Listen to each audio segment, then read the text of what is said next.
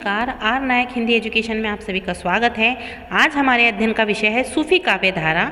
चलिए आज इसका अध्ययन करते हैं। सूफी काव्य धारा को समझने से पहले हम एक बता देते हैं कि ये सूफी जो काव्य धारा है वो निर्गुण भक्ति के अंतर्गत आता है। और निर्गुण भक्ति किसे कहते हैं? जो हमें दिखाई नहीं देते, जो मतलब परमात्मा जो हमें दिखाई नहीं देते, उनकी प्रतिमा नहीं होती है, परंतु वो साक्षात ब्रह्मांड में होते हैं, जो भगवान जो संचार को संचालित करते हैं। फॉर एग्जाम्पल मुस्लिम लोगों के अल्लाह, ठीक है ना। तो सिर्फ इनको याद रखो। अब उनकी इबादत किस तरह से की जाती है? एक तो नमाज के माध्यम से और एक तो कवाली के माध्यम से। तो जब कवाली के माध्यम से भगवान की भक्ति की जाती है, यानी अल्लाह की भक्ति की जाती है, आत्मा परमात्मा का संबंध जोड़ा जाता है और उसे अपने मन के भाव परमात्मा तक पहुंचाया जाता है, या अपना दुख दुखड़ा परमात्मा तक पहुंचाया जाता है, तो वैसी जो धारा रहती है उसे सूफी काव्य धारा कहते हैं। मतलब मुस्लिम लोगों का आप यहाँ पे मान सकते हैं कि जो मुस्लिम लोग हैं उनका धर्म है, उनके जो परमात्मा है, उनसे वो जो संबंध स्थापित करते हैं, वो संबंध स्थापित करते हैं, और वो जब कवाली के माध्यम से संबंध स्थापित करते हैं तो उसे सूफी काव्य धारा कहते हैं। ठीक है, सिंपल तरीके से अभी आगे हम पढ़ेंगे। देखो, सूफी काव्य धारा हिंदी साहित्य की एक महत्वपूर्ण धारा है जो प्रेम, भक्ति और ईश्वर के साथ आत्मा के मिलन की भावना पर आधारित है ना। प्रेम, भक्ति और ईश्वर के साथ आत्मा के मिलन की भावना पर आधारित है। यह साहित्यिक धारा मुख्य रूप से मध्यकाल में विकसित हुई। ठीक है ना, मध्यकाल में सगुन निर्गुण था ना, तो सगुन निर्गुण के अंतर्गत सूफी काव्य धारा का विकास हुआ और उसका प्रभाव भक्ति आंदोलन और भारतीय समाज पर गहरा पड़ा। सूफी काव्य में परमात्मा का प्रेम, सौंदर्य और करुणा का प्रतीक मानते हुए उसकी प्राप्ति के लिए आत्मसमर्पण और साधना का मार्ग दिखाया गया है। मतलब सूफी काव्य में परमात्मा का प्रेम, जो भी सूफी काव्य धारा के अंतर्गत जो भी साहित्य लिखा है, जो भी इंसानों को प्रतीक के रूप में लिया है, पर उनका एक ही उद्देश्य है, आत्मा परमात्मा का संबंध, है ना, और करुणा का प्रतीक आदि मानते हुए आत्मसमर्पण की भावना को दर्शाया गया है। यानी जो भी सूफी काव्य धारा के अंतर्गत लिखा गया है वो आत्मा परमात्मा के संबंध को बताता है और अपने मन की पीड़ा को परमात्मा तक पहुंचाने का एक मार्ग है और एक प्रकार की भक्ति का मार्ग है। ठीक है, तो सूफी काव्य धारा का परिचय बता देते हैं कि सूफी काव्य इस्लाम के सूफी मत से प्रेरित है, जो एक आध्यात्मिक परंपरा है। इसमें प्रेम, शांति, सहिष्णुता और मानवता का संदेश दिया गया है। सूफी कवियों ने ईश्वर को प्रेमी, है ना, जो सूफी कवि जो थे उन्होंने ईश्वर को प्रेमी बताया और आत्मा को प्रेमिका, कि जिस तरह से आत्मा परमात्मा से मिलने के लिए तड़पती है, उसी तरह यहाँ पर जो कवि है, सूफी कवि है, उन्होंने अपनी काव्य में क्या किया है, प्रेमी जो है ईश्वर को बताया है, और जो मिलने वाले हैं, हाँ, जो प्रेमिका है वो आत्मा को बताया है। इसका उद्देश्य आत्मा और परमात्मा का मिलन है, जिसे फना यानी क्या होता है, अहंकार का नाश, और बका यानी परमात्मा में स्थापित होना, मतलब मोक्ष की प्राप्ति के लिए जो मार्ग बताया है वो क्या है, जो मोक्ष प्राप्ति किससे होती है, जब आत्मा परमात्मा से मिल जाता है। और आत्मा परमात्मा से कब मिलता है, जब इंसान अपना अहंकार त्याग कर परमात्मा की शरण में जाता है।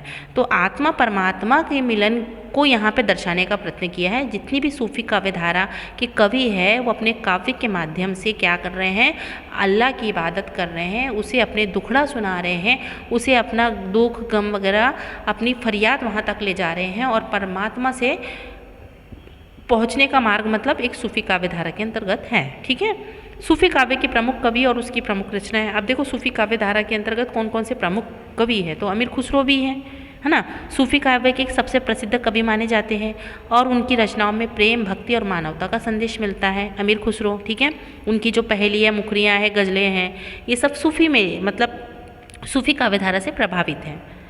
देखो, खुसरो दरिया प्रेम का उल्टा वा की धारा, जो उतरा सो डूब गया, जो डूबा सो पार। ठीक है ना, मतलब यहाँ पे ये जो पंक्तियाँ बोली है इसमें भी आत्मा परमात्मा का वो मिल रहा है प्रतीक, कि खुसरो दरिया प्रेम का उल्टी व धार, मतलब जो प्रेम का जो दरिया है वो उल्टी धार के समान बहता है, जो उतर गया और उसमें डूब गया, हाँ, तो वो पार हो जाएगा, नहीं तो जो डूबा सो पार, वो जो डूब जाता है प्रेम में वो पार हो जाता है। कहने का मतलब जो परमात्मा की शरण में आ जाता है उसे अपने आप ही मोक्ष की प्राप्ति हो जाती है, उसे अपने आप ही परमात्मा की प्राप्ति हो जाती है। हजरत बुलंद शाह, ये भी है पंजाबी भाषा के महान सूफी कवि है। मुल्ला दाऊद है, ठीक है, जिसने चंद्रायन लिखा है, तो चंद्रायन जो लिखा है उसके अंतर्गत भी वो आत्मा परमात्मा को आधार बनाकर लिखा गया है। ठीक है, यह हिंदी का पहला सूफी प्रेमाख्यान माना गया है। ठीक है, मंजने में मधुमालती लिखा है, इसमें प्रेम और भक्ति का सुंदर मिश्रण मिलता है। कुतुबन है, कुतुबन ने मृगावती लिखा है, ये इसमें भी प्रेमाख्यान शैली में सूफी काव्य धारा का चित्रण है।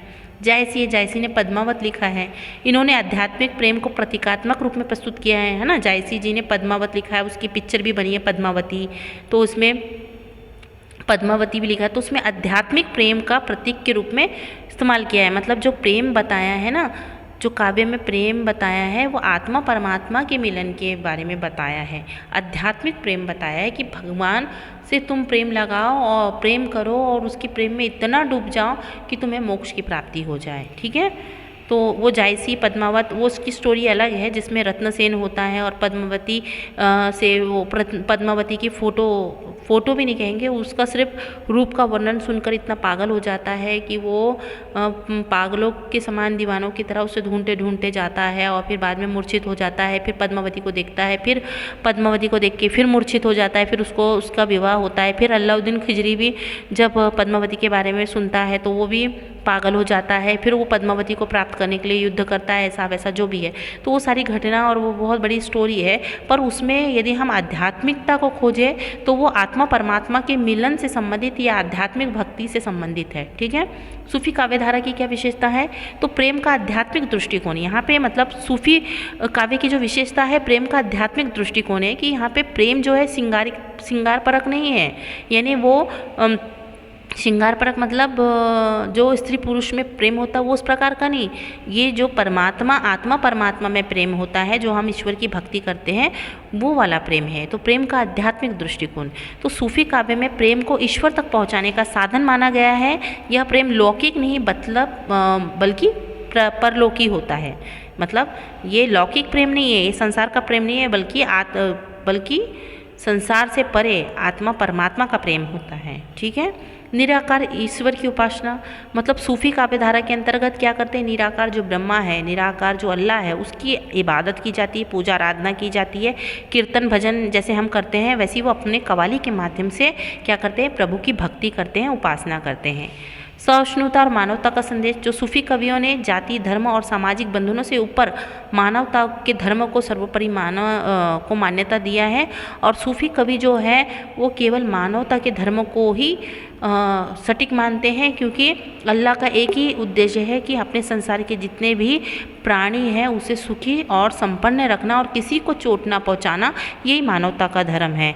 तो सूफी कवि जो है वो जाति धर्म और समाज से के बंधनों से परे होते हैं और वो मानवता के धर्म को प्राथमिकता देते हैं। सूफी काव्य के बारे में बात कर रहे हैं। हाँ, प्रतीकात्मक। तो प्रतीकात्मक जो सूफी काव्य है ना, जो सूफी कवि हैं वो अपनी कविता में प्रतीकात्मक के रूप में कुछ ना कुछ लेते हैं। जैसे सूफी काव्य में प्रेमी प्रेमिका, सागर, नदी, दीपक, प्रकाश आदि प्रतीकों के माध्यम से वो ईश्वर और आत्मा के मिलन का वर्णन करते हैं। यानी सूफी काव्य में जो भी चीज़ें, जो भी कहानियाँ या कविताएँ हो रही हैं वो प्रेमी और प्रेमिका के माध्यम से तो बताते हैं, पर वो प्रेमी और प्रेमिका कौन से, ईश्वर और भक्त। ठीक है, उसका संबंध रहता है। यहाँ नदी सागर, तो नदी सागर को या दीपक प्रकाश आदि चीज़ों को भी बताते हैं ना, तो वो आत्मा और परमात्मा यानी ईश्वर और भक्त के संबंध को बताते हैं। जो भक्त है वो अपने ईश्वर से मिलने के लिए तड़प रहा है, वो मोक्ष प्राप्ति के लिए तड़प रहा है। तो यहाँ पे प्रेमिका प्रेमी के माध्यम से, सागर, नदी, दीपक प्रकाश आदि के माध्यम से आदि प्रतीकों को इस्तेमाल करके क्या कर रहे हैं, ईश्वर और आत्मा के मिलन का वर्णन करते हैं। ठीक है, प्रतीकात्मकता समझ में आया होगा आपको। अब रहस्यवाद। तो रहस्यवाद मतलब आत्मा परमात्मा का जो रहस्य है, हाँ, तो सूफी काव्य में ज़्यादातर जो कविताएं हैं वो रहस्यवाद से संबंधित है। ईश्वर के गुण रहस्यों को जानने और उनके साथ एकाकार होने का प्रयास किया जाता है। तो कहने का मतलब सूफी काव्य में क्या होता है, रहस्यवाद होता है।